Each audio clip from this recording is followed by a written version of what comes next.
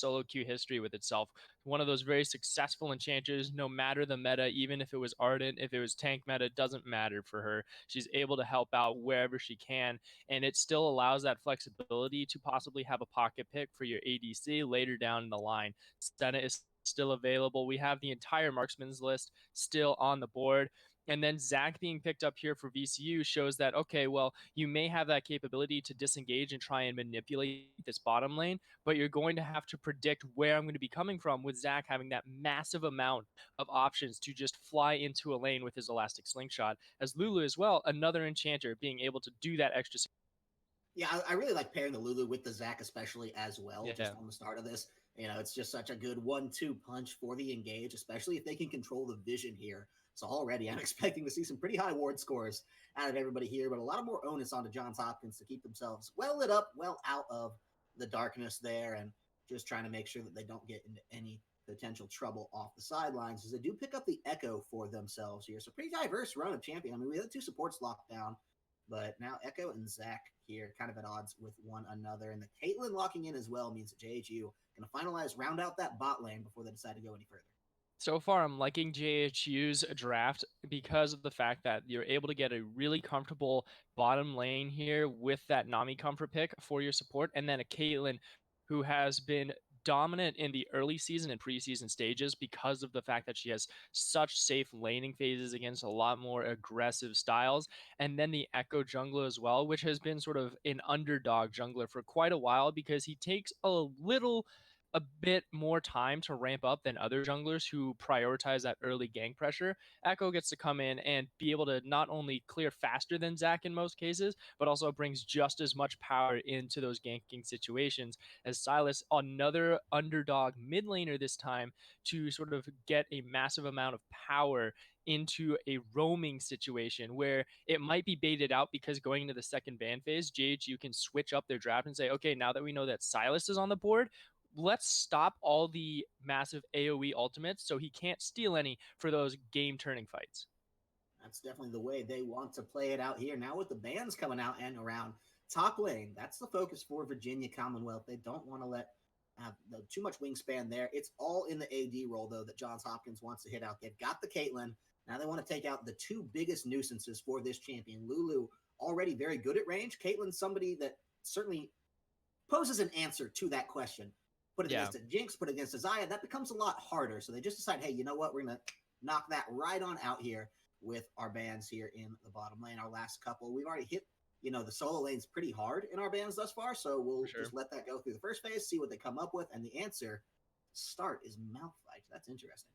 So Malphite most likely going to be going into that top lane. It's fairly obvious at this point, unless they really want to bamboozle not just us, but John Hopkins as well, because Ornn, Kled being taken away, you have those tanks that are already top tier and those bruisers that can sort of deal with Malphite are now off.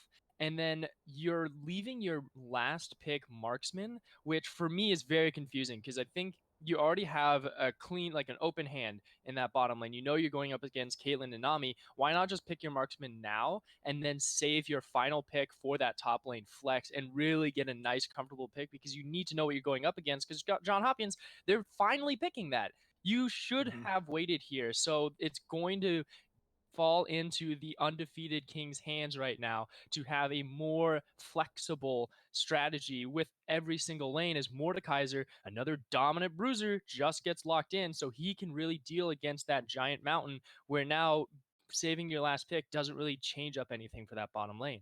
No, certainly. And, you have the feeling that you're going to stray on the safer side anyway. I know Galio might say, hey, I really need a safe ADC. Now, you needed that beforehand with the Nami and the Echo just as problems, and certainly maybe even the ace in the hole from Caitlyn. So just something that'll be on the safer edge. And the misfortune actually doesn't really feel like it. So they'll lock that one in for themselves. And this is certainly a chance to spit back some real damage, right? Lulu Misfortune, gosh, that lane stinks to play against, right? That is not fun. Oh, yeah. It hurts. But it hurts a lot. You get to a certain point where the Galio or the Nami are going to say, hey, look, your ultimate it doesn't matter. We get to cancel it kind of for free if they don't play around that cooldown correctly.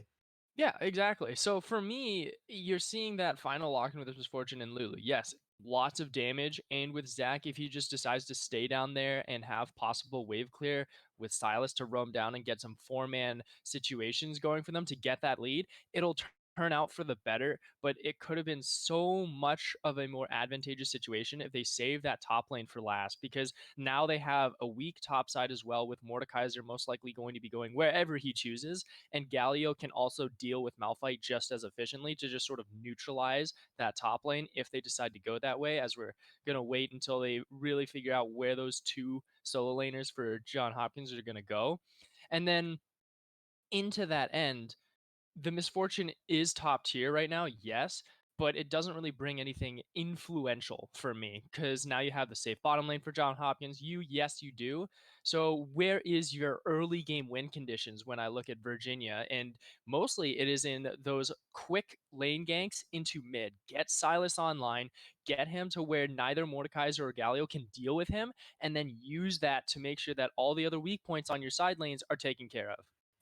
I like it. It's a tougher strategy thus far. So it does look like actually the Mordekaiser will be the top lane pick because I don't think they're really going to swap that around too much after having done pro draft. I don't see the point at this late in the run here. So Mordekaiser to the top lane to deal with the Malphite. That's going to put Waterfrog over onto that Galio here, and so does make it an interesting run here for him in the mid lane. See how he's going to do up against that Silas, and this is a player that I'm really looking to shut down Apto on this Misfortune because it feels like Misfortune True. is sort of the central pick of this composition. They're going to save it for last, right? That's kind of what they built a lot of this around, I feel like, on paper. They didn't grab it first, but now knowing kind of what they want to do with it, it makes sense that they got the peel, they got the Malphite, they got the Zac. Silas is going to be able to help with that to a certain regard. And Lulu, just to Mm-hmm. keep it all safe, right? There's a lot of priority around Apto. So Waterfrog on the other side is someone that I'm going to be looking at very curiously to see what he can do to really shut this one down. Oh yeah, and it's perfect as what you pointed out is the fact that Apto, it's all focused on him. You have the ultimates to do that. That's their late game win condition. That's if we're able to get all five members into that lane, crunch them down, or heck, maybe if it's like a mountain map, you have a more choked in jungle, and then you really get everyone condensed, and then your ultimates are just massive, and you just absolutely obliterate them in like 1 second if you feel like it. But it's all a bunch of ifs in those situations because you have to make sure your early game is victorious and that you can convert into that. If you struggle a little bit, it's going to be a lot harder for Alvino on Malphite to take care of Flying Sledge's Mordekaiser or even for Waterfrog's Galio. And that's what I actually like here from John Hopkins, as I want to point out, as I mentioned, the early game win conditions for Virginia is to make sure Silas gets online to be sort of a roaming tool. But against Galio is going to be a little bit more difficult because he's not as squishy. He has a little bit more defenses to get through. But if Mm-hmm. Zac and Silas are able to get through that, punch it through, get that lead, and then really try and convert into a mid game pressure to where they force John Hopkins to play those team fights, then it's really looking great for Virginia. I specifically like that you mentioned Zac too, because we've been talking about everybody else's responsibilities here. Sodalist, a lot of pressure on his shoulders playing this champion into the kind of composition he is. So you know that the bottom lane feels safe. They got the Nami, they got the Caitlyn. That's two good chances at escaping throughout Yeah. most of the game here, and a nice disengage to boot. Where are you going to put your efforts here if you're this jungler? Because Zac doesn't really feel great to just farm up to a certain point in the lake, and you want to be getting those ganks off. You want to be causing nuisances and trouble around the map. It's going to be tough on Galio, like you mentioned.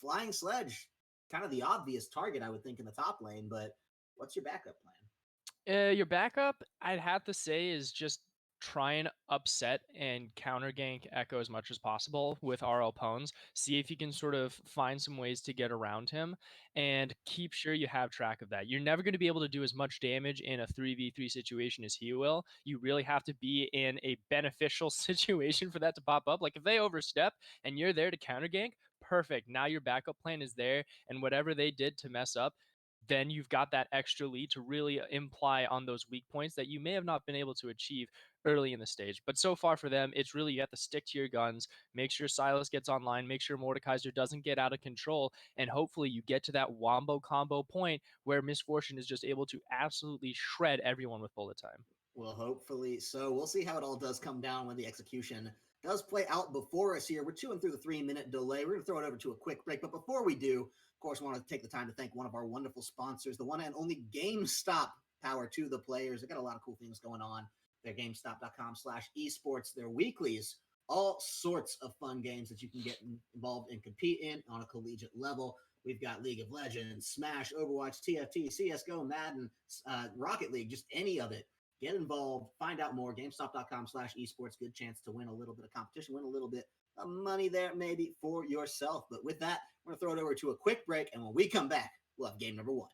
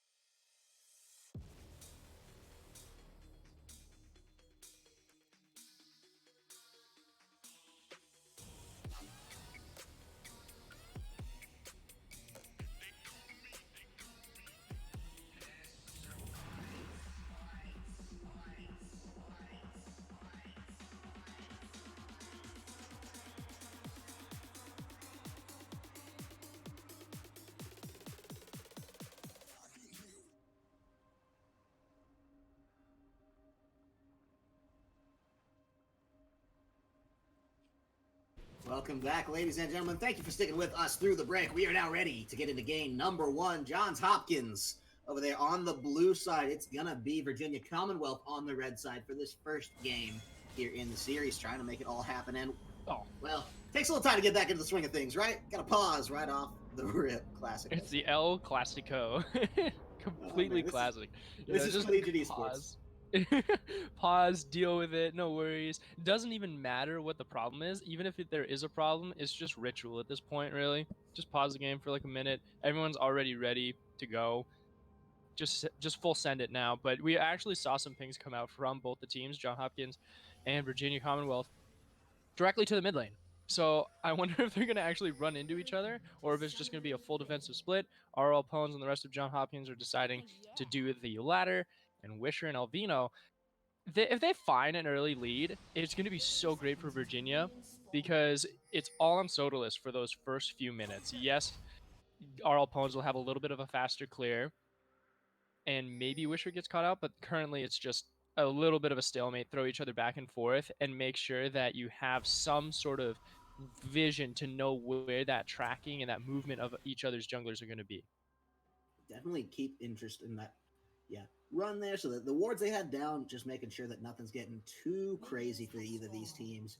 They should have pretty good information on each side, and that generally tends to favor, I would think, the safer jungler, just to have that info off the start. Hey, here's about as much time as you have. The aggressive jungler is a little bit kneecapped in there, doesn't have as much room to operate in the way that they want to, so interesting to see which of the two is going to make more of that as the early game does kind of stretch on in here. It's, like we said earlier, these are hard lanes to gank across the board.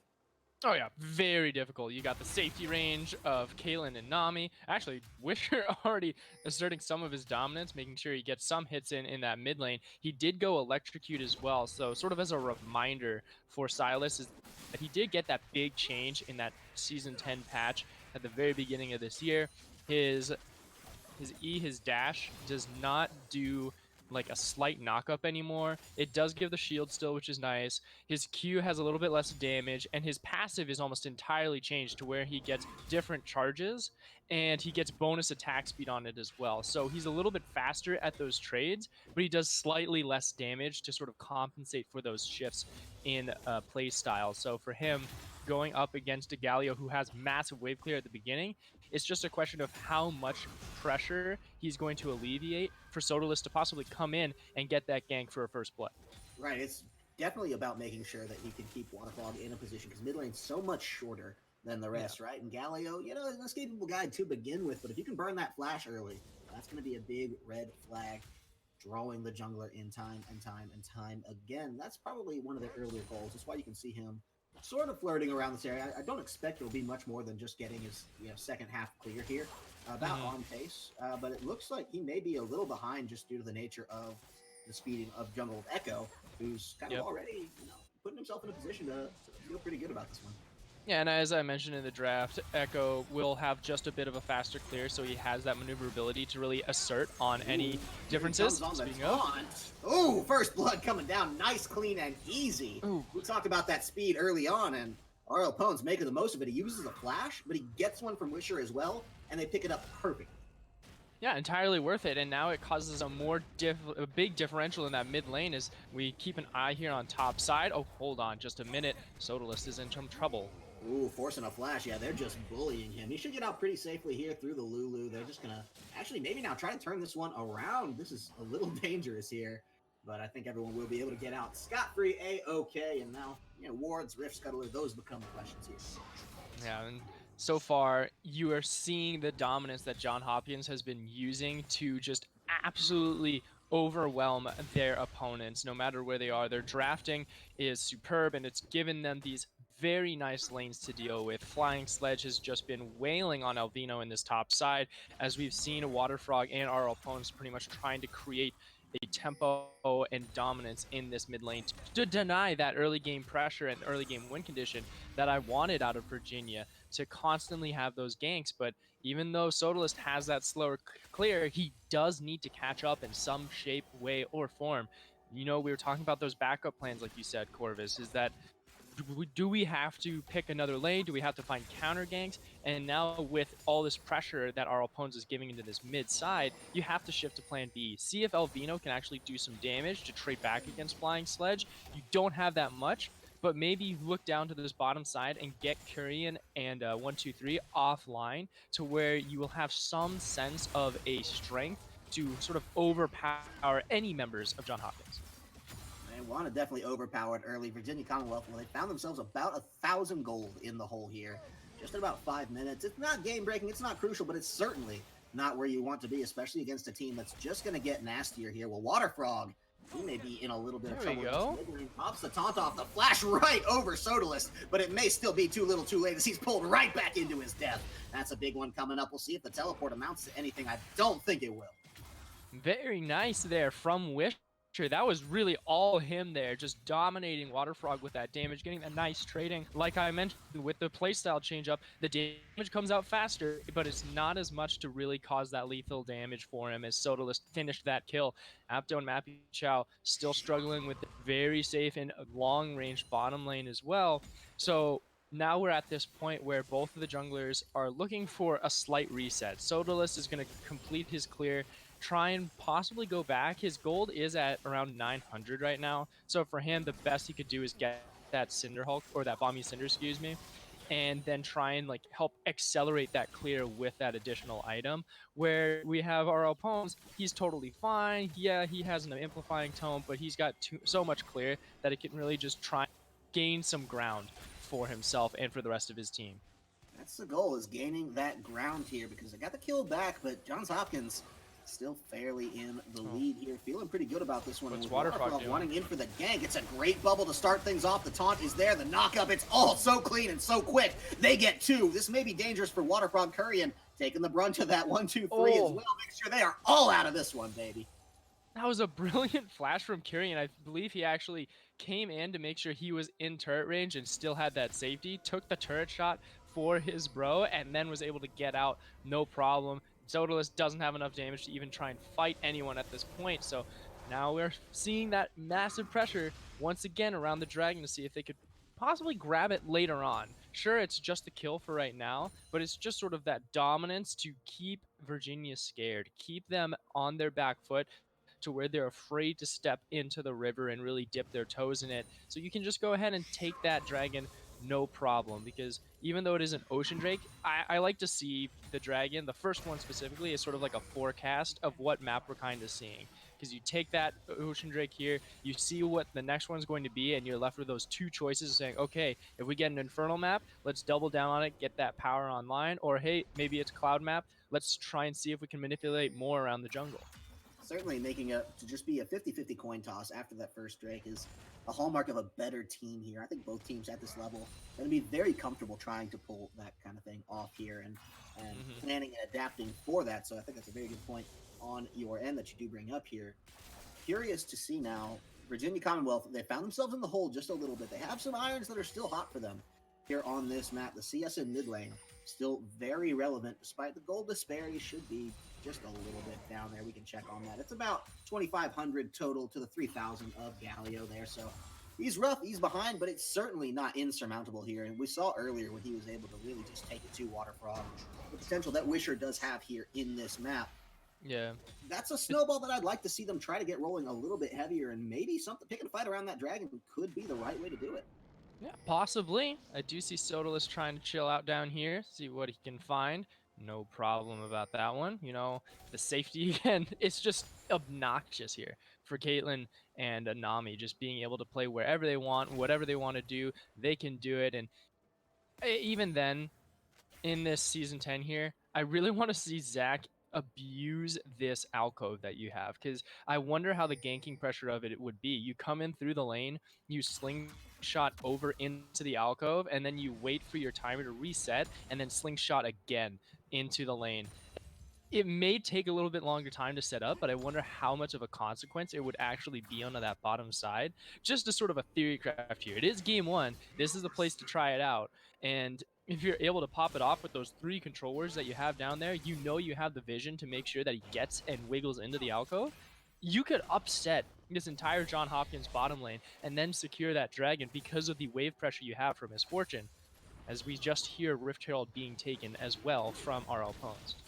It's, you know, Johns Hopkins last season, the way they beat you was through the Rift Herald. I mean, that was, they always grabbed it so early, usually closer to like 10 or 12 minutes here. Yeah. Pretty early. They do give up the dragon for it, and it'll be an Infernal next on the docket there. So it means we got either a mountain or a cloud map coming our way, as per your expert analysis there earlier. Curious to see how they're going to adapt to this one now. Yeah. It's actually pretty good for Virginia, not only because you get that additional health regen from the Ocean Drake, but if it does become a mountain map, you have that initial bonus resistance and that shield to really make sure that a lot of that damage is negated to where you can get Apto online and really scaling through, and it increases that teamfight survivability that you need. But for Johns Hopkins, it goes the exact same way. You have split pushers in every single lane with Mordekaiser and with Caitlyn if she does so choose, and the same with Echo as well. Like, you have 3 choices to have that offside and then be able to create some skirmish chaos with no matter what composition you decide to choose.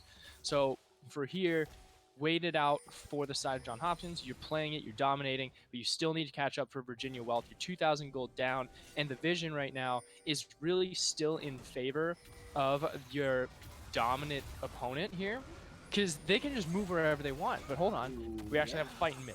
Well, where they want maybe out of this one if Sodalus has his way about it. He's going to pop the Let's Bounce there, but it's just not enough. The smite finally does knock him up just a little bit, and it is time to get the knock up from Elvino. They use a lot there, but they do get the kill, and RL Pones is out, baby. Maybe, I say, this is going to be some tricky feat, but he does make it happen for himself. Nicely done. Thank goodness for the slow there on Echo's Q to make sure that he was able to get away in just the nick of time. As we did see a little bit of a scuffle in that bottom lane as well. You had Caitlyn shoot out headshot, and it didn't really get anything. Ace in the hole was not able to kill, luckily because of Mappy Chow's ultimate. 1, 2, 3 alert, getting low. I do see Zach coming in as well. They're on alert. This could be the teleport bait, though. That's going to be just discouragement enough for them, but Apto could really be in some trouble here as Waterfrog picks it up. Doesn't even need the help. I don't think those assists came in after he teleported. I think that was just from prior engagements.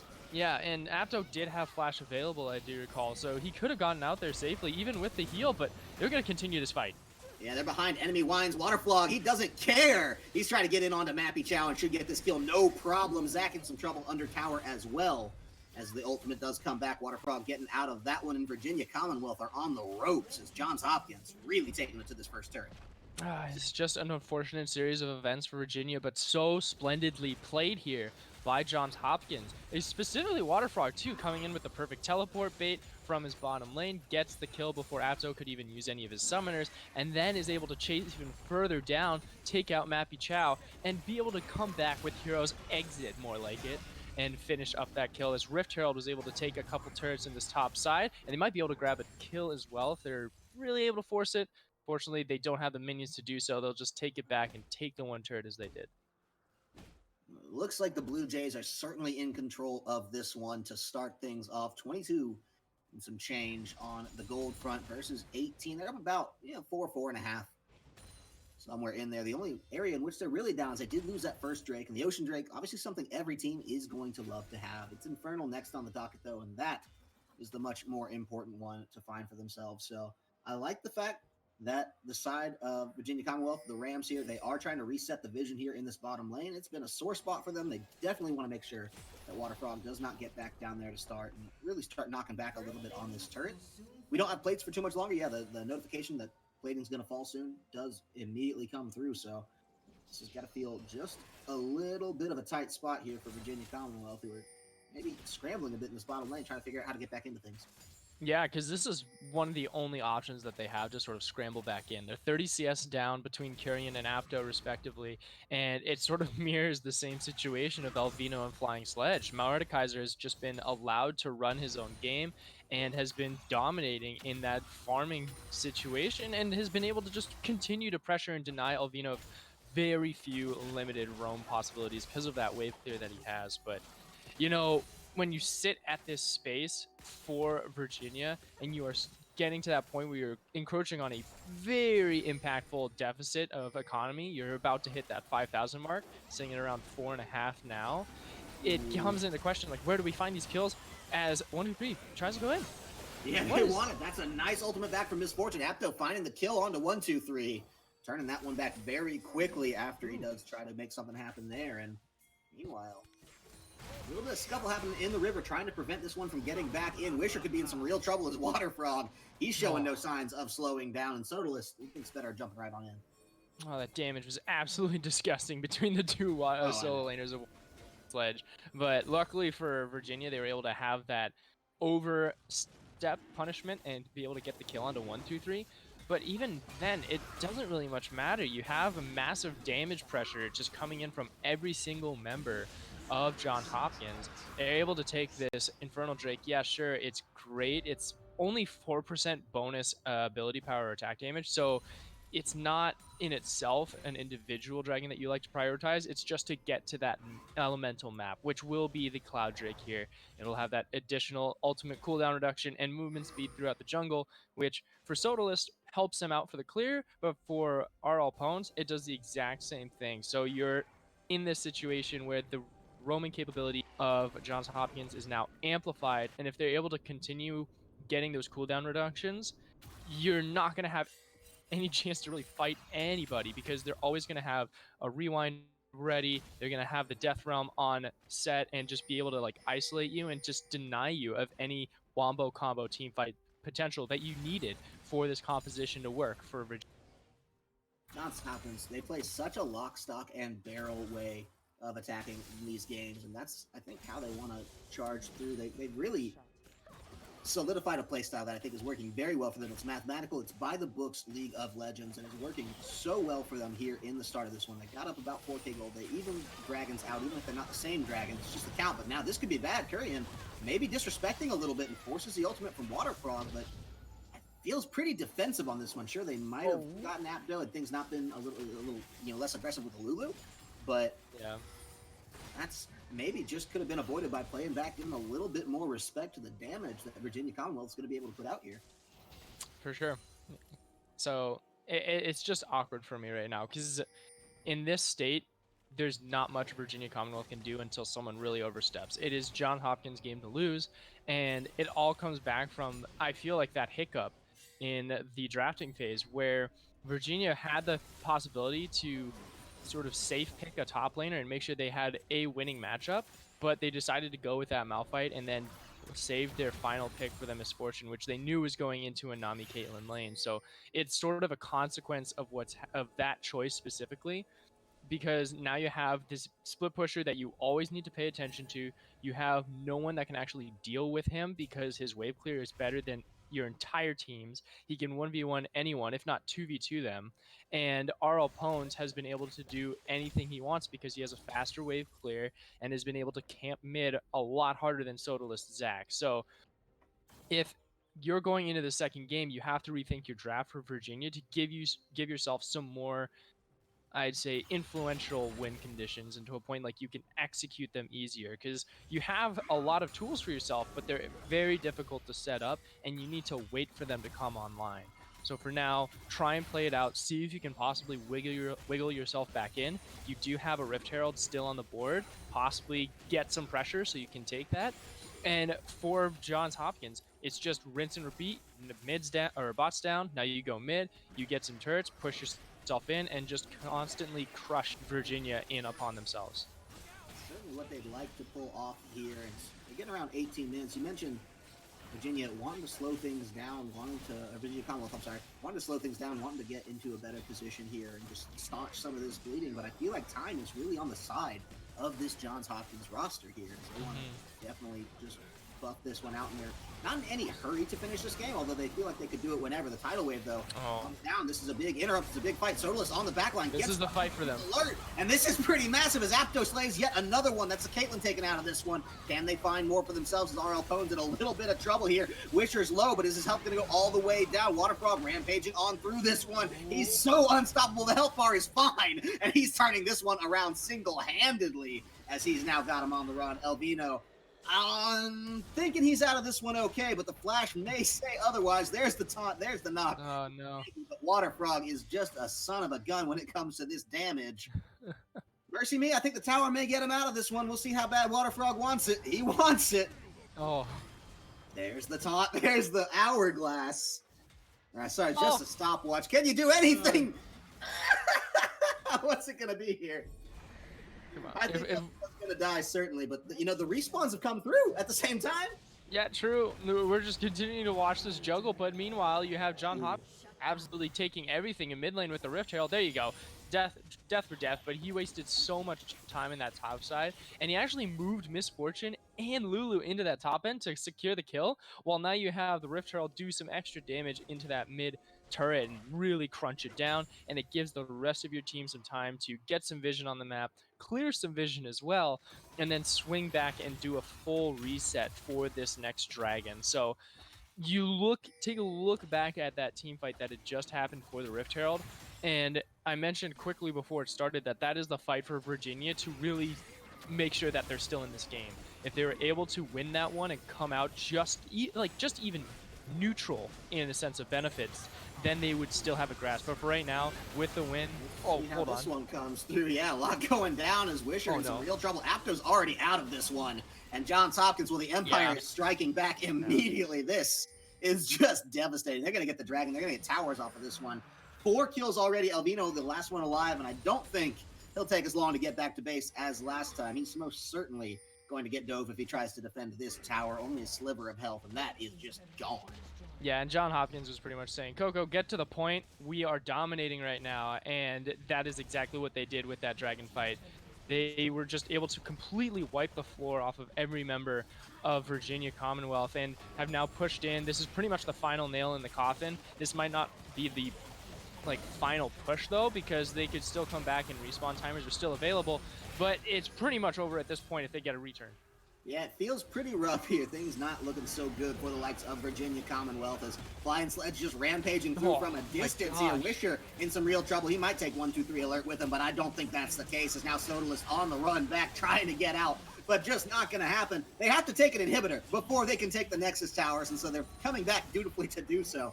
But the Death Timers, I think, are all favoring JHU. The Blue Jays are going to come through and take game number 1 decisively. Oh my goodness, that final fight was just absolutely destructive from Johns Hopkins. They did so well in just kiting out, and it just shows you how fed Flying Sledge was on Mordekaiser, how big Water Frog is on Galio, how massive their entire team was.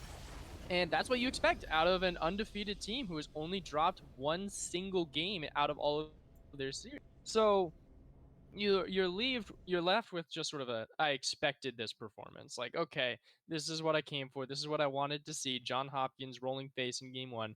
It's totally fine. But the game's not over. The series isn't over specifically. You still have one more game at least for Virginia Commonwealth to come back and redo their draft. They had a nice rough draft in that very beginning in that game 1, but just go back, do a little bit of revision and prioritize those win conditions more and make sure that you are holding on to specific pieces to sort of bait out other options when you do have that side. In these pick and ban phases, it sort of tells the difference between a great team and just a good team is they can settle like an entire game just based off of the composition and how they draft the composition. Certainly, and it felt too like things didn't get out of control too drastically, too quickly for the likes of the Rams on Virginia Commonwealth. I mean, they really did have quite a lot of time to build back into this game, quite a lot of Yeah. opportunities. Johns Hopkins capitalized better, they punished better with that, but VCU didn't really feel out of it until what, after about 18 minutes or so, somewhere kind of in that ballpark. Yeah, I'd And say about that. Like, because mostly it was just Arl Pones was just way faster and had much better tempo in jungle just because of that situation and that matchup. Because Zach, yes, he's a tank. Yes, he can do fights, but he doesn't do any damage and doesn't clear fast enough to get those early ganks that you need to get Silas or Malphite or even Misfortune online. So pick a little bit of a faster jungler might be an option for them, and it allows a little bit more flexibility when you have that faster jungle clear and you have more of like a fighter in that pit than just a good old fashioned tank who can't bring a lot of damage into those stages. So it's very much just John Hopkins absolutely outdrafted Virginia Commonwealth, and those picks pretty much carried them through the entire game almost. well, certainly felt that way. We're going to let them take a quick break, decide what they need to do to change up in the draft for the side of Johns Hopkins, to deal with the side of Johns Hopkins. I apologize, on the side of Virginia Commonwealth. We're going to give them a little bit of time to tweak that strategy, come back into game number 2, try to hit a little bit harder. Remember, this is the team that is known for being able to force that third and final game. We'll see if they can do it here today. JHU, it's not common for them, but when we come back, we'll get into game number 2 and see how this one resolves.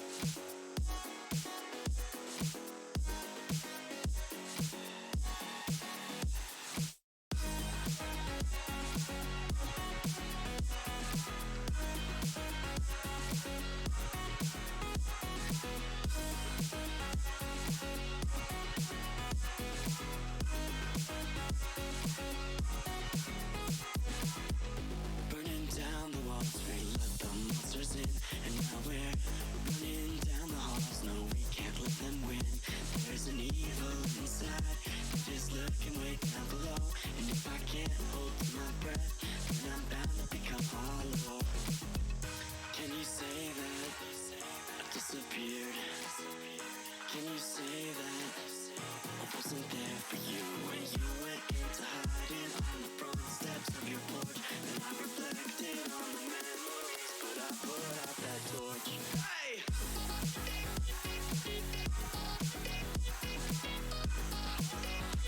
But I put out that torch.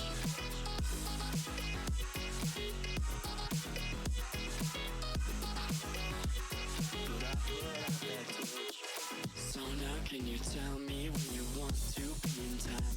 There's a million different places and a million different heights. I'll climb the tallest of the mountains, the highest place I find, so that I can look over before me what is mine. Can you say that I disappeared? Can you say that I wasn't there for you when you went into hiding on the front steps of your porch? And I reflected on the memories, but I put out that torch. Hey!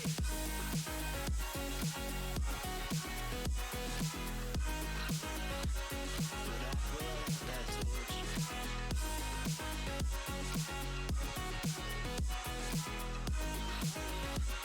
But I put out that torch.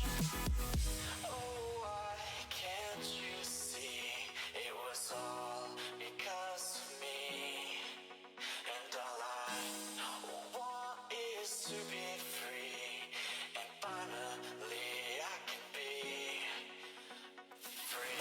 Can you say that I disappeared? Can you say that I wasn't there for you?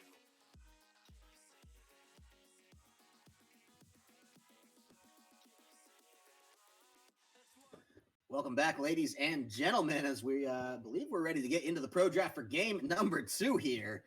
As the players a little eager to start this one, it's going to be a side swap in the pro draft. Not sure if that's going to reflect on the Rift just yet, but it does look like already off to the races. VCU with the Nami pick up early. They definitely want to deny that one over to the side of their opponents on JHU, who first picked it otherwise.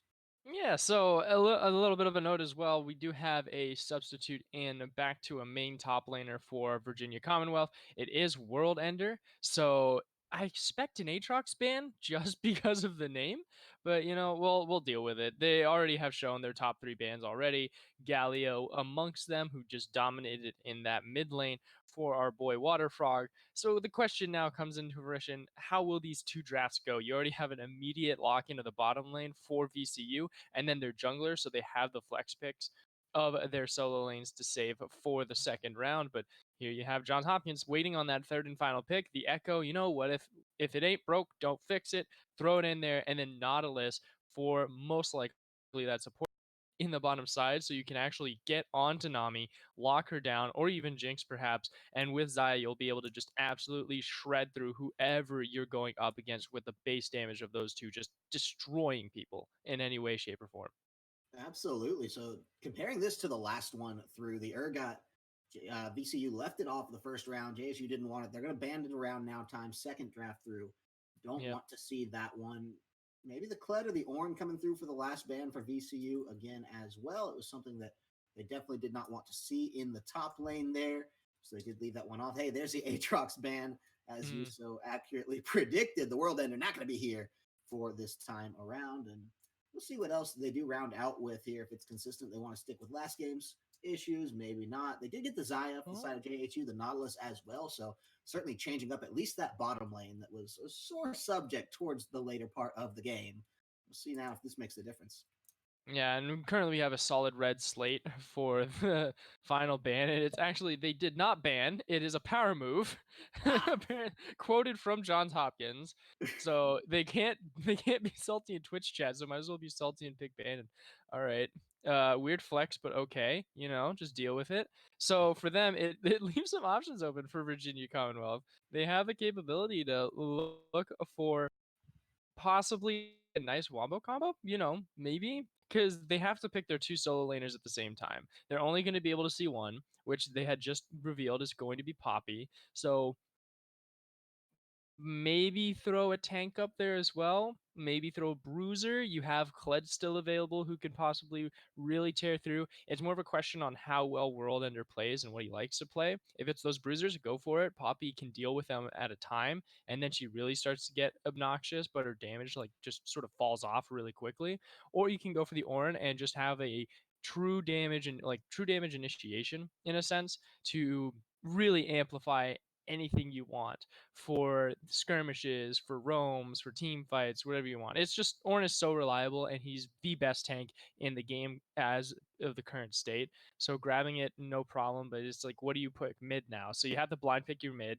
Syndra is going to be the one they decide to do. So for me, it's nice. You have level 6 power, but it's really up to what Johns Hopkins is going to put onto Waterfrog to directly counter the Virginia's mid lane. Yeah, I'm curious to see that one because Waterfrog was such a strong player through the last game, and if he can kind of Mm. come out with even half of that performance here, where you feel like VCU they're gonna be in trouble. They did get some things differently that they may have wanted from the last game. Were banned out against him. Jinx has come through. Ornn has come through. Both of those Johns Hopkins took off the table last time through, and you get the feeling, hey, maybe it would have been one of them out of this one if they only had that last ban. Did confirm with Korean, it was just too slow, accidentally too slow. So no intentional disrespect is the official story that we're hearing here from the side of JHU. And with that, we've got our compositions ready to rock and roll. We can start kind of breaking down some of the way that these guys are going to play against each other.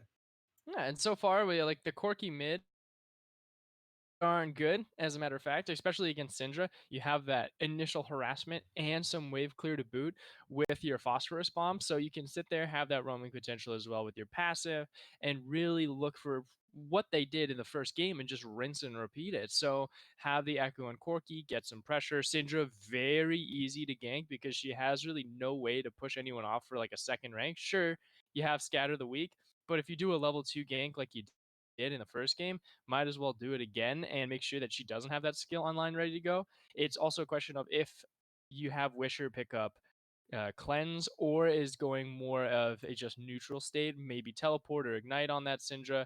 If they do go that ignite way, it just amplifies that pressure that our opponents is going to throw down with those jungle ganks as much as possible. And for me, it sort of has a different story to tell too, because now the jungle for Sodalist is in Zhao a little bit faster than Zach would have been and could possibly come in and do some counter ganks in this mid lane this time around. So it does spice up that early game just a bit more. It's definitely where they're putting their priority here and want to find the right way to get in to really shut down JHU in the early game. I like it.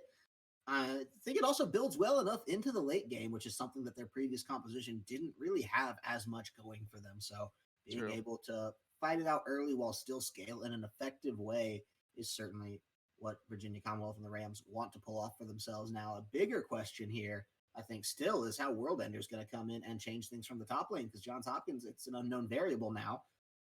The top lane was such a definitive. I hesitate to say stomp for Fighting Sledge, but certainly a one-sided endeavor. So to now be able to maybe change that one up, well, who knows? Oh yeah, it was just a push out for them because not only did they add more, like they had Mordekaiser off the board this second time around, and they didn't just get an absolute free pick in the top end for them. And with Ornn, it's more of the sense of how well both of these tanks' base damage is going to deal with one another. Because Poppy, if you do get that lockup, you really can throw people down. But Ornn has a really easy time dealing with those quick burst CCs. He can always do his brittle and make sure that he's just able to just negate it with his unstoppable on his W and be able to trade just as efficiently. So it's again just the constant factor that yes, Ornn is pretty much top tier right now. Will Flying Sledge be able to maneuver it around? Maybe our opponents decides, you know what, mid lane, don't care about it. Let's go top lane and make sure Ornn is irrelevant this time. And Poppy just gets to that point where she has two items and she absolutely claps people left and right, even with her base damage being sort of dropped down into a trough when she comes to around mid game. So it's a question of these early game win conditions on how well they're going to amplify them. And this time, a much better draft for Virginia Commonwealth. I like it. Will they be able to actually use it though this time? That is the question, and I think execution becomes very critical here when you take a look at, say, Waterfrog. Very strong in the last game, brought teleport to last game, has teleport now as well. Syndra Wisher just running that heal in lane instead. That's a big question mark for me of, even if the composition is geared a little bit better on the side of the Rams now, the execution, if Waterfront can get in, if he can kind of create that chaos early like he was able to last time, is it going to be enough? Is it going to matter? These are the questions that I'm sure JHU are going over with themselves in the draft as they're making the game plan here. They've got a really heavy team to get through and two really Hmm. nice amounts of damage on the back line that especially with the Corki, have a good bit of range for harassing the side of VCU. So the Rams are really going to have to pick and choose their fights very well here. And the good news for them is I think they've got one of the best engaged tools in the game with the Call of the Forge God for Ornn, one of the best Yep. disengaged tools in the game with the tidal wave from Nami. So I think there's a lot of onus on this team in particular to really pick their fights and pick them well. Oh yeah, and even then, the Nami ultimate, her tidal wave actually sort of set up Ornn as well, because you can get that initial slow. You can also get that secret bonus movement speed to get people in closer, and get Zins out into the mid of the fight and really cause some chaos. And it just allows Ornn to sort of either be that pure initiation that you need to, or you can always do that follow up and be coming in late, still can do just as much with the Callers of Forge God. So at that point, they have the setup once again. It's very visible what they want to do. Yes, JHU doesn't have that, but it's still that strength of these laners and just sort of outclassing your opponent is their favorite sort of style right now. Like they said, they want to do a power move, they want to do a little disrespect, even though it was a meme. It's still sort of that thought process of being able to just absolutely outplay them in any way that you want. So we haven't also talked much about bot lane either, and it also sort of replicates that sort of mindset is, yeah, both of us with Zaya and Jinx, we're kind of waiting until 2 3 items to really start to feel our power. But 1 2 3 alert on Nautilus is like, oh, okay, you took my Nami because that's your power move. Well, I'm just going to anchor you down, take you out, and just be able to make sure that my ADC is able to get to her power spike way farther ahead than yours and be able to just win this game and make it a clean 2-0 series for Johns Hopkins. They definitely want to pull that one off. I mean, the Zaya pick for Kurian, I think here in particular, is one that's going to allow him a little bit more room in the rest of this game, as opposed to what really felt like the Galio show up until the Yeah. point where Flying Sledge on Mordekaiser was able to come in, kind of pick that one up, and Kurian was really just this kind of background damage that was facilitating it all. Now on the Zaya, hey, look, maybe this is time for a little bit more flashy play out of the Blue Jays AD here, and the Nautilus to set it up to support that one is something that I feel relatively confident in based on what we saw out of 1 2 3 alert in the last game, especially when, some of his biggest problems was just being up front and a little too squishy. Well, hey, here's a chance to erase that. For sure. So as we get into the spectator delay, it's one final thing I want to set in everyone's mind for this early game. Watch Sodalist because it's really on him right now. Make sure that he's able to get those solo lanes online, keep some safety in this bottom side so they can amplify any jungle pressure that they want, drag in, and possibly shut down those Rift Herald strategy that Johns Hopkins has really been notorious for in these championship for a CSL. So keep an eye on him because he is that determining factor here for the early game, while the rest of the weight is on the shoulders of Apto and Wisher into that late game to be the damage to carry them through to a game 3. Definitely want to find that game 3, and we are just chewing through the last little bit. Spectator delay's over. We're just loading into the game now, so no break for you guys this time around. The players certainly aren't getting one as they're just a little bit ahead of us here, but should be getting into all that one quickly. And quick may be the name of the game here. It's a little late now on the East Coast, where I believe both these teams are indeed based. We're just crossing the 10 o'clock line pretty recently, about 17 minutes ago or so. So, Johns Hopkins, they're wanting to speed this one along, crush them quickly, get to bed. It's a school night, right? So they are still students here, of course. We'll see if they can play this one up to the speed that they normally have. 22 minutes for the last game, and a lot of it felt like they were just feeling out the side of the Rams. Maybe now this time they'll be a little bit more aggressive, a little quicker, but that could offer just enough room to punish as well. I think that's a great dissection of that game one of Johns Hopkins because they were playing a little bit safer in that bottom lane specifically. They're the ones that were definitely feeling out how strong, how confident Apto and Mappy Chow are on that lane, even though they did have a dominant matchup with the Caitlyn Nami. This time around, a little bit more in that aggressive style with the Nautilus wanting to get in with Ignite, take people out, no questions asked, while you had a massive performance from our opponents who pretty much played a nice cosplay of what I'd like to say is Fun Plus Phoenix's Tian in the jungle, where he was able to just control the entire map and just let his solo laners pretend that they're the ones carrying because they had the kills technically. So at this point, you're just going to play it slow, watch Sodalist, see if he's able to catch up to our opponent's pace from game one, and then reassert into some additional pressure. See whether or not that pressure can come down effectively here. Is pretty safe starts for everybody this time around. Not as much ward emphasis in the beginning of this game. I feel like Johns Hopkins particularly, they put one out kind of towards the middle top side of the river, but just protecting against the invade. They weren't trying to get as much information down as they were against the Zac. And I don't know if that's just respect for the early power that, you know, this composition may be able to pull through on the side of the Rams, or if it was just kind of, hey, look, we know they're not going to invade. Let's just get to it, save the wards this time around for places they really matter. Yeah, and currently just keep an eye here. Mavichal doing some damage, but it's mostly Sodalist. We still see him hanging around. He's slowed down his jungle clear so much because he wanted to get that level 2 gank on Xin Zhao to make sure Waterfrog either used a summoner spell or anything at all to sort of give Wisher some kind of advantage, but that's really punished him just a bit. But luckily, they do now know where our opponent is. He says, okay, cool, yeah, I waited long enough. If I do any more, I'm going to get behind. Let's go ahead and take a Gromp away, which is now the most valuable jungle camp, as a matter of fact. It gives the most experience and gold now. So being able to take that away from our opponents will sort of help him catch up into that pacing that he's now been sort of slowed down on, and then be able to clear out his bottom side, finish it out. And our opponents has no clue at all until he possibly looks up into that top side and says, oh, wait a minute, his whole camp is still here. Yeah, he's going to get a good idea of this pretty soon, I do believe. And maybe not, actually, if he does not continue to push this one in. Maybe looking for the early pressure instead onto the likes of Wisher here. And they're going to go for it. They want to find it. Burns a flash out pretty quickly, and that should be the end of that. But that's such a huge thing to lose this early on if you're a Syndra. Oh, definitely. Like, your one tool, defensive tool, is now gone. Sure, you do have Scatter the Weak, as I saw. But, oh, top side, nice little trade.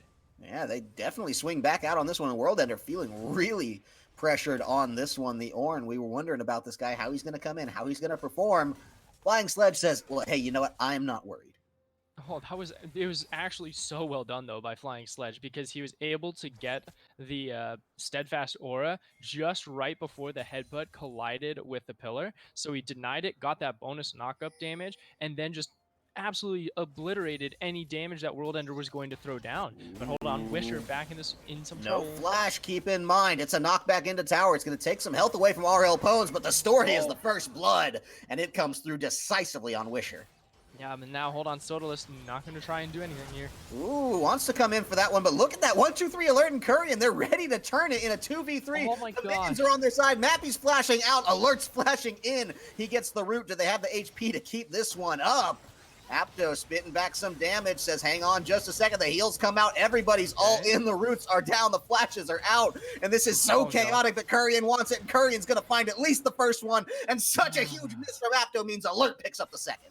That was so good by the bottom side of Kurian and 1-2-3 alert. Absolutely amazing. First off, a little bit of a hiccup here from Sodalist. Went in too early, too many minions in that bottom side, and just got obliterated by the base damage that Xayah and Nautilus are able to provide. From there, it was just the over-aggression of Mappy, Chow, and Aptos saying, well, we lost one man, we have to see if we can get one back, and they just were not able to do the damage. And Kurian 1-2-3 coming out with a 3-for-0 3v2 in that bottom lane.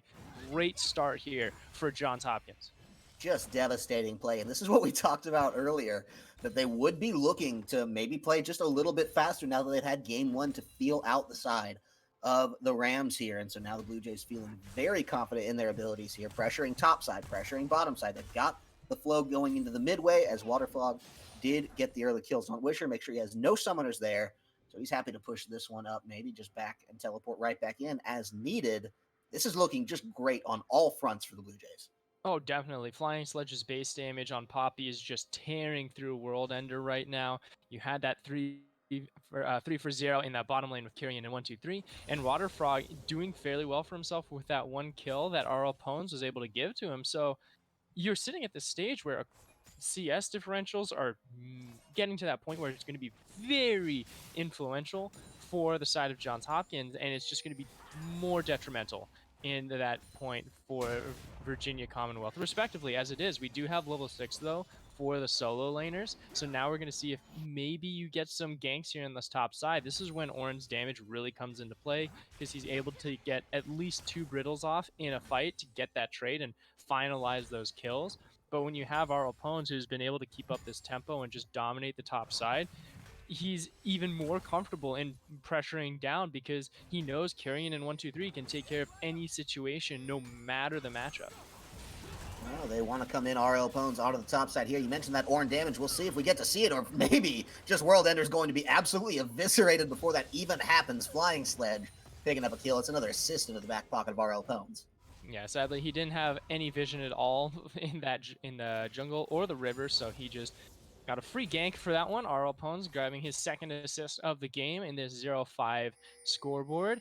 Now Mountain Drake is the first one on the board. This just looks like 123 is going to go ahead, check it, make sure Xin Zhao's not soloing it, and then go back and possibly set it up and help push out the wave more to make sure RL Pons comes down and they can go ahead and do the dragon fairly quickly between the three of them. We still have Xin Zhao in this top tri-bush here in the bottom lane as it is, seeing if he can possibly look for anything.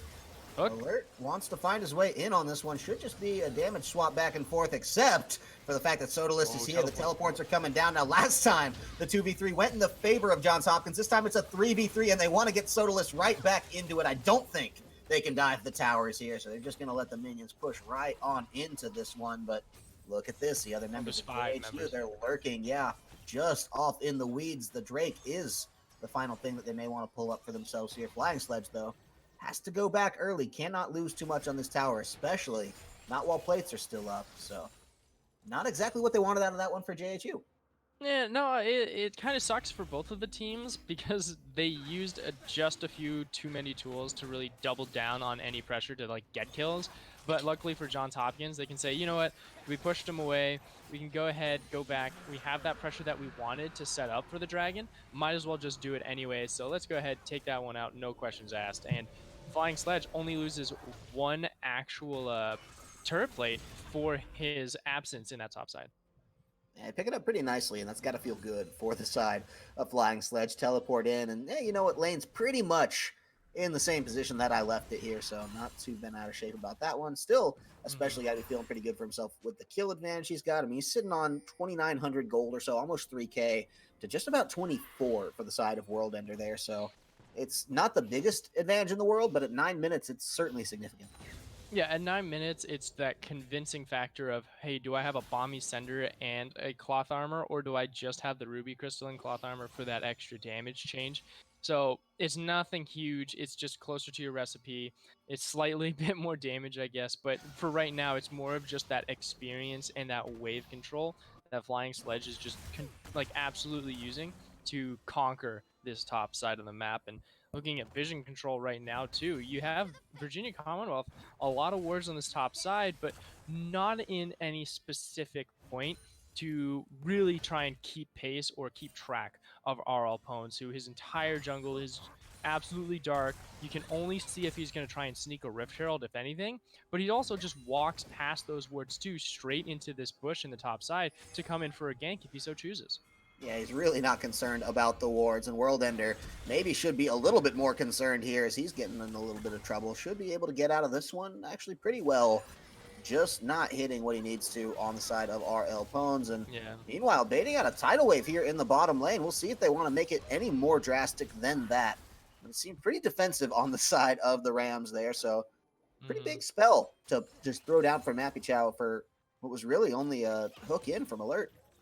Yeah, just a little bit of a hook. It was because 123 was trying to pressure in and get them to initiate, because we actually were watching Waterfrog roam down. Unfortunately, Sodalist was right there at that time, came in, blocked him out. That entire setup is now nulled out. But our opponents in the top side now sees, hey, Sodalis just caught my mid laner trying to make the transition to bot lane. This means that this Rift Herald is absolutely free for me to take. No Speaking of congestion. bot lane, Apto Oh, trying to God. get in. Alert is in some trouble as well here, and this is the first one that's working out for Sodalis making a trip down to the bottom lane. He gets the kill himself, and maybe trying to get this one to Apto, but it's actually Mappy Chow that ends up taking the credit for it all here. Should at least be some turret plates, though. Yeah, and now Waterfrog back into the mid lane, seeing if he could grab anything, gets this Rift Herald started up as well, and now it's a race for turret plates. It is still 11 minutes in. You have 3 minutes left for that extra gold to grab up, and a lot of it going over to Waterfrog here with that Rift Herald slammed down. Now they can move in, see if they can find any pressure in this bottom side, but luckily that vision has now migrated itself down to this bottom end. A lot of security here for Virginia Commonwealth, and a lot better ward placement as well. It's actually in those important spots and those bushes to make sure that you can keep an eye out for our opponents and see if he's going to try and come in, or even for Waterfrog as well. His top lane, it's pretty much worthless at this point. You have a neutral CS differential, nothing of a problem. Yeah, you have a completed Sunfire cape to adjust the ingredients for one, but that doesn't even change up much at this point. So just wait it out, keep that orange scaling. He will eventually get to a point where he can just give free gold and free stats to everyone on his team. So just make sure that he's able to get there and Poppy doesn't do anything. Yeah, it feels like we kind of flip-flopped from where we were last game around, where it's kind of a slower start and then just all ramped Johns Hopkins' way. And to be fair, about post 15 to 18 minute game or so, this time still well before that threshold. But things seem to be going so poorly for the side of Virginia Commonwealth here in the beginning of the game, and they've really managed to staunch that bleeding pretty well, scrape back a good bit of the gold deficit they were down, because it was about 3.5K now. And so just pushing that back a little bit closer to what they may be able to feel comfortable on speaks well to the endurance of this team. And now you talk about Orm being in a better position here. World Ender didn't have the best time in the beginning of the game, but now maybe trying to turn that one around this way, though. Down to the bottom lane. Yeah, we've got some fun happening as Currian's trying to get in onto Sodalis. 1-2-3 alert, though. Maybe hung up high and dry, and Apto takes out Currian. Nice pickup by Sodalis as well. And the Call of Forge got maybe trying to change things up in the top lane. Will World Ender be able to get in there in time? Who knows? The Dragon, that's the real question mark here, is we got split map fighting going on here. A lot of aggression either way. Can only wonder what the comms are like in this game. Sodalis wants in. Waterfrog trying to hop out of this one, and Pones has to chrono break out of that one. Is he going to be in trouble here? I don't think this is wise for JHU to stick around. There's a lot of slows and stuns, and he has to flash over the wall. A great fight there in that choke in the bottom lane tri-brush, being able to get a nice separation of members for Johns Hopkins that allowed Virginia Commonwealth to individually isolate and pick out a certain target and do the appropriate damage towards it. And you were just mentioning earlier, yeah, it's only a 3,000 gold deficit. It feels like they're not as far behind as they were in game one. And to me, it all goes back to the actual draft. In game one, it was not a very strong draft, and when they got behind, you could really feel them behind. This time, with a lot better of a draft and picks, you actually have that deficit not as much felt, and you can still make a chance for yourself in the game and really force yourself back in. Speaking of force, Waterfrog trying to see if they can break this turret. Yeah, just under there to make World Ender's life a little bit troublesome, and they do find that one pretty great for themselves. Now trying to get under further. Sodalis going to be ticking down. Does he go? Yes, 1-2-3 alert. Picking that one up for himself, feeling great about it. So just like last game, around the time things start to feel pretty good for the Rams, well, JHU gets in there and they strike back quickly. No changes there on the Mappy Chow and Apto as they fall immediately as well. Yeah, and they did that one punish in the fight and then immediately operate this bottom side of the map. They still have the strength necessary to just brute force their way through the structures and defenses of Virginia Commonwealth. Going to go ahead and continue their warpath down this bottom lane because, you know, you have the members, you got the ultimates ready and available. You still have Featherfall and Chrono Break as see fit. And another thing too, it's another cloud map, so that cooldown reduction is actually going to be pretty important in the later stages because both of these teams have very important and low cooldown ultimates. Just swing those fights one way or the other. Now you do see Waterfrog seeing if he can look around and find some extra kills as he has members with. Sodalist, no flash from the last time they did fight here, so the mobility all in the hands of Waterfrog, but maybe on a different page here, as RL Pone says, oh, we're going in? Oh no, we're getting out. Okay, well the good news, hey, I'm Echo. Let's just press the restart button on all of that and keep things pretty close to the wire. So they did burn a couple of ultimates, got the tidal wave off, as well as some aggression from Jin's out there. So not the worst thing in the world, but probably not how they saw that engage going either. Yeah, I don't think they expected that much damage coming in from any member. They thought they were able to get that execute, but luckily, as you mentioned and pointed out, both of them had that reset to just go back and completely like start over from scratch and just call it a day. So now those lanes have also swapped as well. We can see 1-2-3 alert and Kyrian on this top side and Flying Sledge shifting down to this bottom end so we can go ahead and farm up and be that split pushing threat that they need. And you know, you have 4 members now in this top side for VCU because you were slow on that rotation, but it means you can just double down on Kyrian and 1-2-3 here. See if you can find a kill.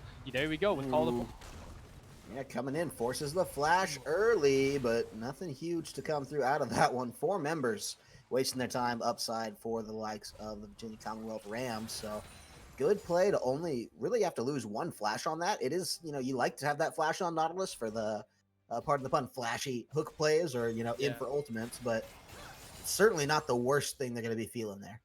No, it's good news that they were able to get that flash away from Nautilus so he can't just go in and flash hook start a fight. But now you have an engagement ultimate down and have to wait a little bit longer or have to use another crucial ultimate that might be necessary to keep either RL Pones or 1-2-3 off of your backline. So you also have this bottom lane Flying Sledge just continuing to pile in. So buying you so have much that, time. like so many things. So many things are going wrong right now for VCU because of that just initial like sort of scramble in that top side, and now they're just losing all this pressure because their members are not where they need to be to sort of deny any pushing that is coming in from Johns Hopkins. Yeah, the Blue Jays are choking the life out very nicely and precisely here onto the side of the Rams, and they're doing it slowly enough to maintain control, but quickly enough that they're, I think, instilling a bit of a sense of panic into the likes of the Rams here, who are, you know, you see those Ornn ultimates, you see the Call of the Forge got come down. In circumstances like that, generally when a team is saying, hey, we got to go, maybe the tidal wave here, just like that, have they really thought this one through? They want it. They know Zaya's not there. Sodalist is in very deep, though, and it looks like they're just split on the call. 2 members, they cannot follow through, and maybe the time has been bought here. Here's the collapse. Poppy's behind him, wants to come in. This could be huge. Sodalist low, double kill coming out for Kyrian. Maybe more to come as now World Ender knocked up in some real trouble here and going to be falling very shortly, barring a huge escape here. The flash over the wall may have been just the ticket they needed, but now the tower in some trouble. Yeah, and this tower is going to fall fairly quickly. You do not have the members or the tool to keep this one alive, and Waterfrog just running down World Ender, keeping him out of his own base. Even flashes for the kill. Does get it, so hey, I guess worth it, and perfect timing for Clouddrake to be up so you can immediately rotate for that one. And it was just that beautiful roam from Flying Sledge to solidify the engagement that they needed for that overbound step of VCU, grabbing those 4 kills and then the dragon on top of that. So you got triple kills, you've got almost 10,000 gold lead as well. This game looking very close to over in favor of Johns Hopkins. All they need to do is really just drive it in, break the turtle that is the side of VCU's base, and grab onto that nexus and take hold of this series. But you know, they haven't destroyed the shell just yet. There is a chance for Virginia to come back into this game. Certainly their composition, I think, favors the idea of a comeback a little bit more than at least their last composition by comparison. Oh yeah. But the tools need to start sharpening just a little bit here. The CS in particular is something that you feel that they just have to start doing a little bit better of a job for. So I like that they're playing safely with Apto to try to get them farmed up. I think they really need to hold on to their ults defensively here, not get too aggressive there. And it happens to the best of us. Yeah. And really just not panic, not hit that go button like they've been want to do in the last couple times when we saw the Call of the Forge God coming down, the tidal wave coming down. You know, we mentioned those were great tools for picking their fights early. You know, in the draft, we said this is where they're going to be able to really kind of decide some of these fights. You can use those defensively. You can say, hey, no, get out of here, Johns Hopkins, and, you know, try to turn those into just chances to get a little bit more gold on this map. They want it aggressively. They want Water Frog, and you just see there, the Call of Forge God didn't even have an impact in that. So great shutdown. Do not let me take anything away from that. Sodalist going down, that's definitely what they want. Killing Water Frog now. They're trying to get just a little more aggressive here. Can they find something else? And RL Pone's disrespecting a little bit, I think. Yeah, that was a little bit of a disrespect, and I was going to say that actually you do want to still be aggressive for VCU. You need to find picks, because if you just sit back and relax against Johns Hopkins' team, they will just run wild and dominate you with the massive amount of damage and lockdown that they have. So you can't play too defensively. You still need to be on that forward foot and try and punch up.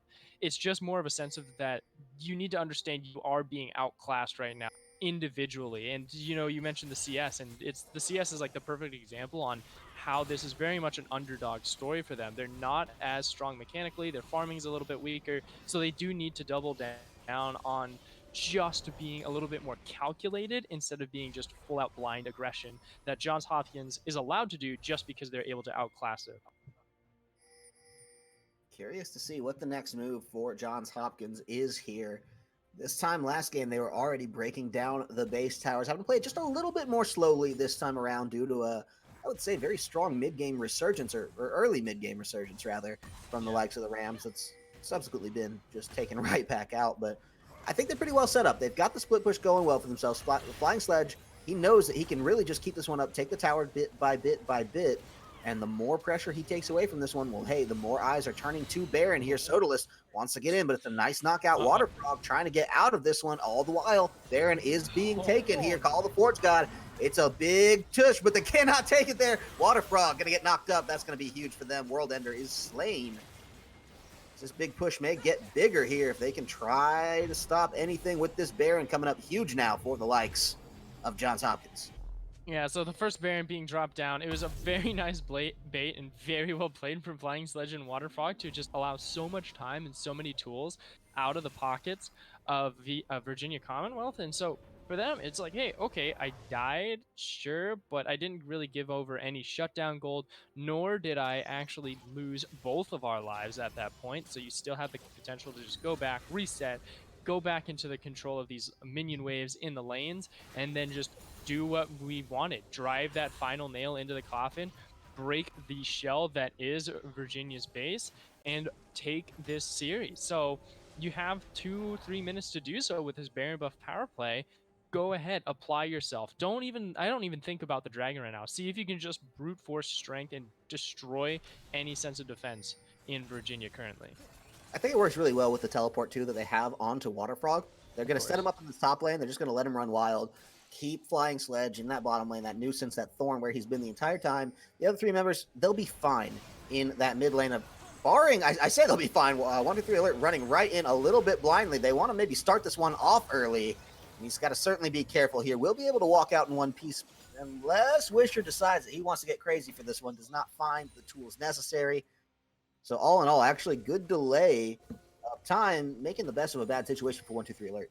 Yeah, that's pretty good for them. Not losing your life, very nice, but it does mean that your mid-lane pressure that we were talking about, that 1-3-1 style that they were setting up, is now nulled out. You can't do that anymore, and it forces you to just not amplify your Baron buff. You have to go back, take the Cloud Drake, force it into an Elder, and now half of your Baron buff is now gone, and there hasn't been any structural defenses taken now that Water Frog has been pushed away from this turret. They want to find Water Frog. Mackie Chow trying to decide how badly he wants this one. Are they going to try to pull in with the tidal wave? Yes, the answer is no flash out for this one. They feel like it's worthwhile. But now this is going to be the go button coming down for the bottom side. I do believe RL Pones, he wants this tower. They've been chipping at it for a while. This will finally be taking it out. Now the inhibitor in some real trouble as well as this bottom lane stacking up. The mid tower soon to fall in addition. This is nice with the Baron buff coming in. This is where they really make you consider, hey, you wish you had that tidal wave now. The Call of the Forge God, it's going to slow down 1, 2, 3 alert just a little bit, but it could be on the backline. Soda trying to come in. Not enough. That's going to be maybe 1, 2, 3 alert going down, though. That's trading kills on either side thus far. Can they get more out of this one? Can Currian get his team out of this in one piece, maybe? We believe they should be able to take that one back. No inhibitors, but 2 inhib turrets. That's a huge win thus far for Johns Hopkins. Yeah, still a big win for them. They're able to go back. They did what they needed to do with that Baron buff, but they still have it online for just a while longer. You know, they're sitting there. They have just a few seconds left on it, but they're not going to have the members to be able to do it. And they're going to have to recall, go back, and reset for another push to just break those inhibitors at a second turn phase. Luckily, they don't even get this top side. Darn it. All right, now he'll be able to with the minion wave, but Yeah, he would, heard you talking smack. yeah, he did hear me talking smack. It's all right. You got it. Don't worry about it, man. You No only one did saw. 4 bans for the power move. It's okay. No one Yeah, saw. but you know, so far right now, you're a 10,000 gold lead ahead. You're feeling comfortable to do those kind of like strategies, those moves as it is, and it's more of a question on how fast they want to hurry this game up and how comfortable they are going at that speed, because you're at the stage now for Johns Hopkins that's saying, all right, yeah, we've only given 1 game away. Let's not give another one over and show any sign of weakness for other teams that are scouting us out for next week or for the playoffs as it is. So take it as it is. Practice your like just refinement of a slow death against a Virginia Commonwealth, and make sure that, you know, nothing really purely leaks and gives them a chance to come back into this game. Yeah, closing out cleanly and consistently is the name of the game now for the Blue Jays. They've certainly made their mark on this series with a fast game number 1 and an equally dominant, albeit slower, game number 2 here.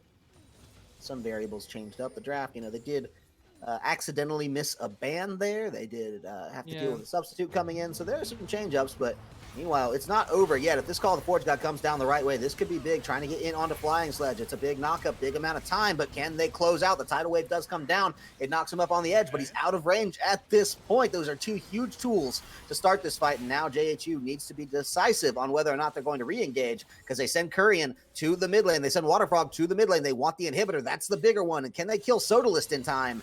Maybe, but Kurian's in some real trouble. They're trying to root it up. They are going to be able to get the damage. Kurian over the wall. Are you kidding me? No, he does get shut down. Final credit actually to Sodalist there. And RL Pones, he says, damn it, I'm taking this inhibitor, even if it kills me, which it very well may. But this is the escape still trying to come through from the side of Waterfrog. I think he's got out of that one okay. But meanwhile, it's the base that's in question for the likes of the Rams here. Maybe this bottom inhibitor, maybe just trying to get out with their lives. Who knows what Johns Hopkins wants next? Yeah, and I don't know, but Apto, they just went for that chase, both him and Child. Then now that like it allowed the inhibitors to be taken down, and it's giving so much time for Johns Hopkins because they chased Waterfrog's Corky for so long. I feel like they actually could have gotten a kill and denied that inhibitor.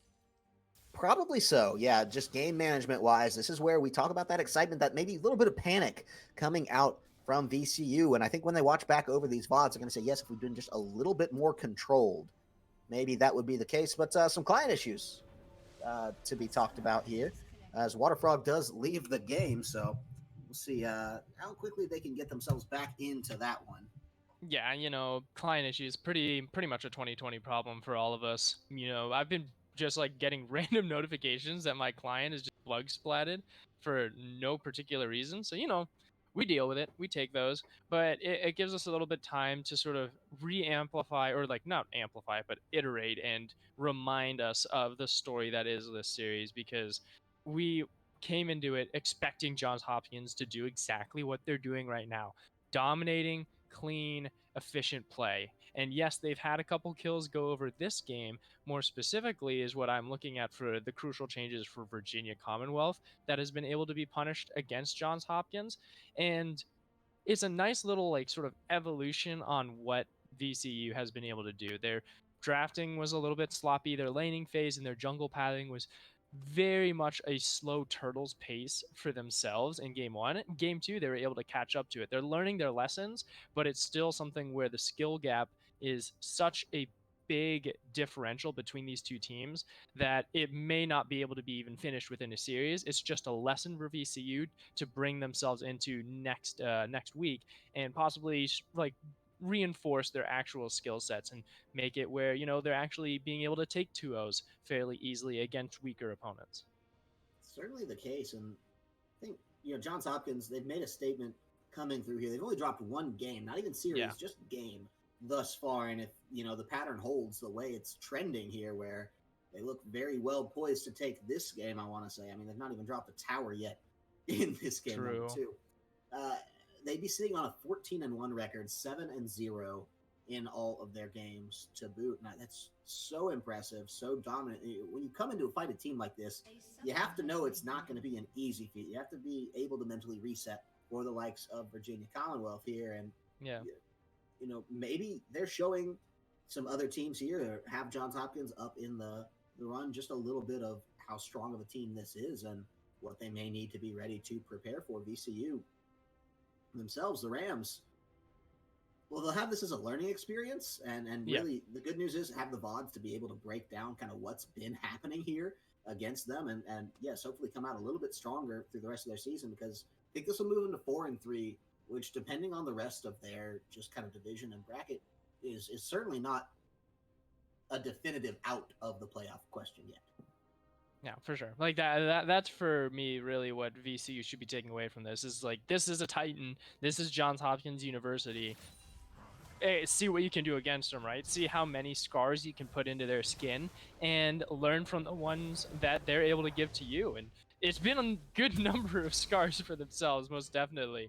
And back into this game, it's now just up to Johns Hopkins to do what they need to do. Efficient gameplay, clean cut. Sure, you might need a second Baron to finish this one out. You might need an Elder Drake to finish this one out. But even then, as long as you're able to just show that you are that dominant team, you are the one that is expected to 2-0 this series, as you have been, you will you've done what you've needed to do to come into this series as VCU. Learning lesson as we've been mentioning over and over. So far, you do have the Dragon is coming up in just about a minute. That will be the final Cloud Drake until the Elder Drake spawns and we get our Cloud Soul. And Baron is on the table as well. But you know what? No one cares about the Baron right now. We're all down in this bottom lane preparing for this final Dragon, because if Johns Hopkins gets it, that Elder Dragon is going to be next, and they get the Soul, which gives them that bonus movement speed and even that faster acceleration when they use their ultimates. So something that you cannot give up here if you are VCU. Something tells me the way that Johns Hopkins is playing this game, I don't think we're going to get to an Elder Drake just yet. I think they're very fast, motivated to close this one out. And misconstrued dragon fight here, if the likes of the Rams are not careful, could end this entire game where it stands. Yeah, true. Like, you cannot underestimate the power of a Jinx at 30 minutes right now when she has 3 items under her belt. But it's going to be very hard to do a lot of damage on just her own volition when you're going up against Kyrian's Zaya, Waterfrog's Corki, and even our opponent's Echo that's dominated. But you know what? You got to hold here. You got to fight. Here it comes. Call of the Forge God. They want to turn this one on. RL Pone's taken out very early. Wish made that one happen, but Jinx is down. Apto out on the back line, and now World Ender in a little bit of trouble. He's the front line, but there's no support for him. Dragon just beating up on Mappy Chow. And meanwhile, on the backside, they want to find more from Syndra, but it's just not there. And this is absolutely the Blue Jays shredding through on a quadra kill from Waterfrog. May not be able to fish out Nami from the river this time, but the game is more important, and that is what they want as they're marching confidently into the base of the Rams. Yeah. They don't need a 4th Dragon. They don't need a Baron. They will take this fight. They take this series. They'll be battering down on these Nexus turrets with only Mappy Chow to defend, with not even a tidal wave. All she's got is, maybe a low tide at best, but for that, we will take this final game here 2-0. Power move, I guess, for Mappy Chow to get the kill onto Waterfrog, but nonetheless, we had what we expected. Johns Hopkins taking a clean 2-0 against Virginia Commonwealth.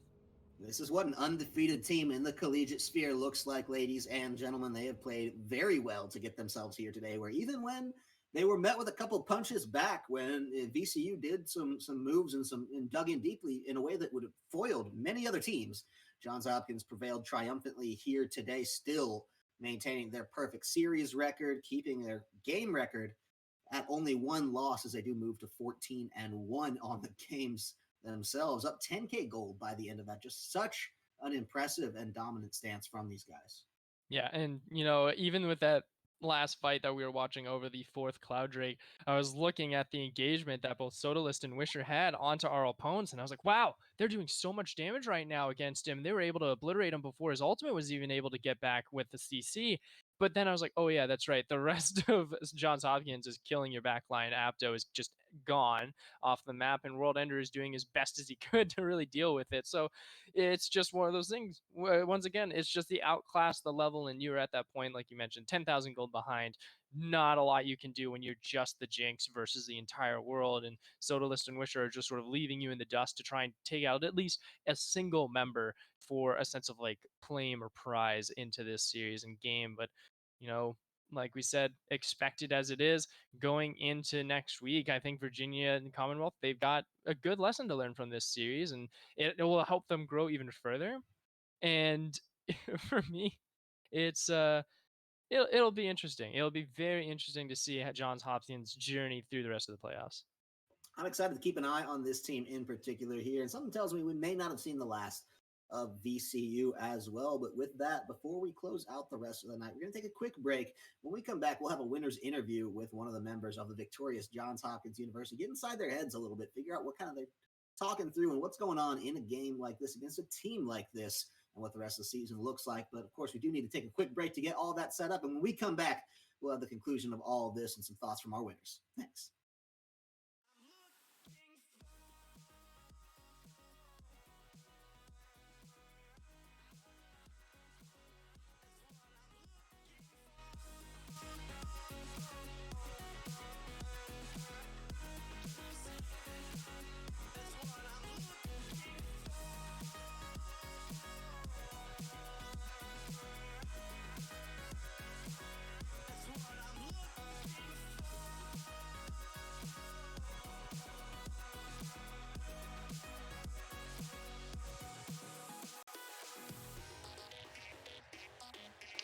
Hello?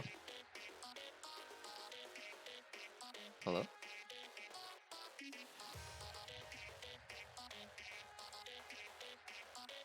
What's up? Hello?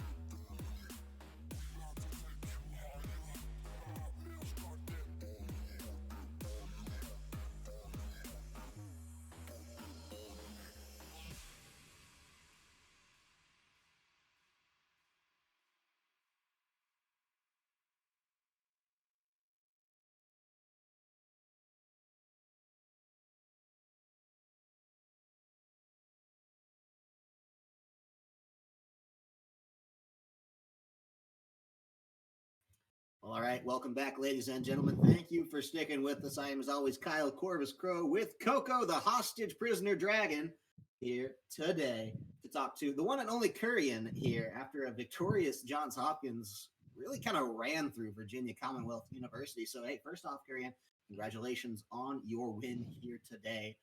Talk to me a little bit about the Rams and Virginia Commonwealth and how you may or may not have prepared for this team and what kind of surprised you. Well, first of all, it's nice to meet you guys. Thanks for the interview. Um, so this team, like, we respected them a lot. We came in, I think we did like 4 scrims within like a week just to like catch up because we didn't haven't scrimmed in like 6 weeks actually. Mhm. So we wanted to make sure we were really ready. And actually, we had a scrim yesterday where we did like pretty well, and we were hoping to swing that momentum into today. Um, Yeah, generally speaking, I think their laners were pretty good. Like the first game, we were even for the most part until we had a lot of like team play oriented stuff. And I think our macro in general was just better. But I think their laning mechanics were fine for the most part.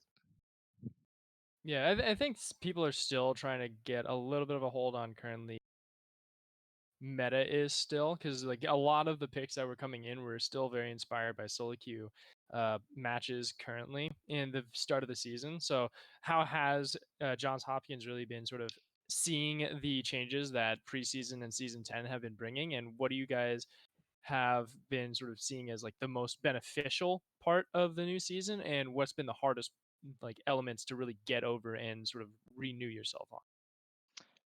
So traditionally we played 2 tanks. I know we didn't play 2 tanks this game, but I think with the lower XP changes in the jungle, it allows 2 tanks playstyles better because carry Mhm. junglers can't like pop off as easily. And that's just like really good for us because that's just like the style that we're used to. So in my opinion, I really like that change. I don't think my jungler would agree, but it's okay. Um, what else? I think the misfortune pick is very. I still don't like it in team play at all. In solo Yeah. queue, it's like really OP, and it's just like really, really hard to lane against. I think the first game, if they had like a higher pressure bot lane, they could have really, really pressured us and like made us lose so much CS. But they couldn't out pressure a Caitlyn Nami, and Sure. that just stunk for them, I guess. They True. didn't like get leads in any lanes. I think you guys did a very good job of starving that one out on them. It seemed like a lot of pressure, especially you mentioned your jungle earlier, RL Bones. A little bit of credit to that guy in the post game. I don't know what your team comms are like specifically with there, but from our perspective, it very much seemed like he was very much where he needed to be all over the map, starting out vision, starting out kind of their lanes, and making sure that his presence was felt very sort of omnisciently there. So I don't Yeah, know so what. how our team really like plays around him is like we kind of like feed him information and then he like tracks the jungler and he'll tell us like when to prepare for ganks and like when to push and like when he's coming bot to prepare for a dive or when to like get priority so we can go to dragon, things like that. He does a lot for our early game and it's like really helpful, important for our team, I think. Gotcha. Good to hear. Talk to me about now looking forward to the rest of your season here.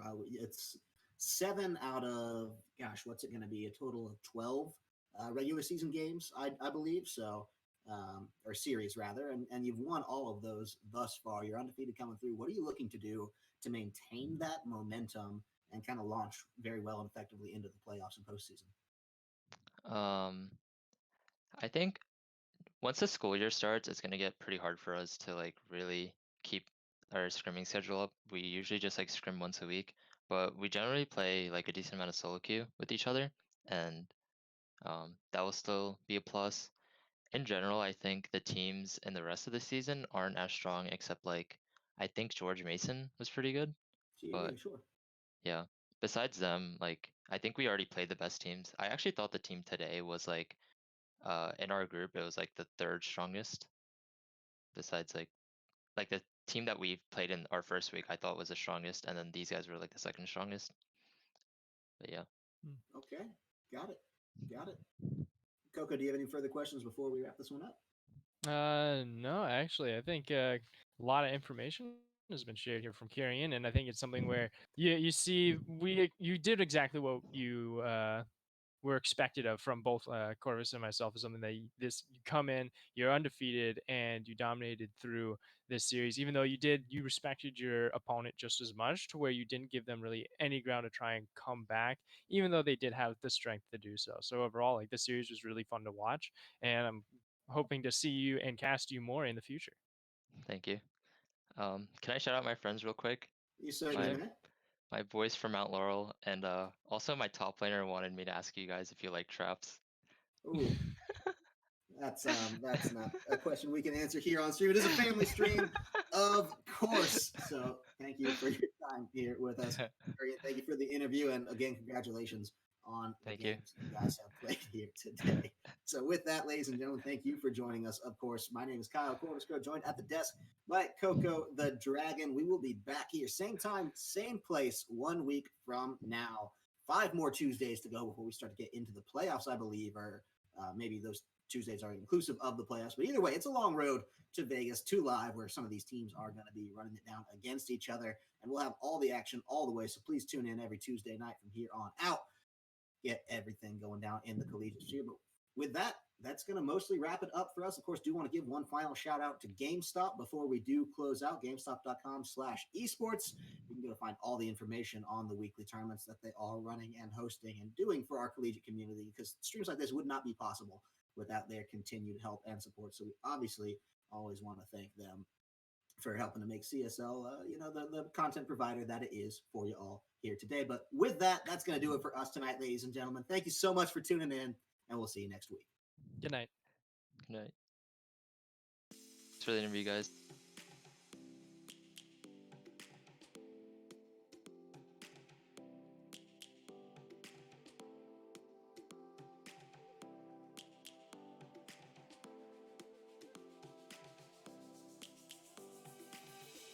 Lions roaring in the morning sun, searching for a longer day.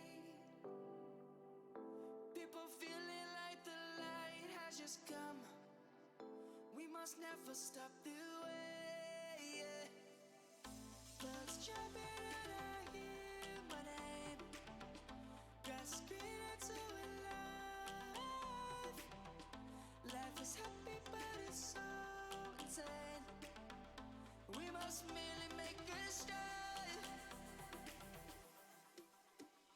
Savannah, I'm coming home. Savannah.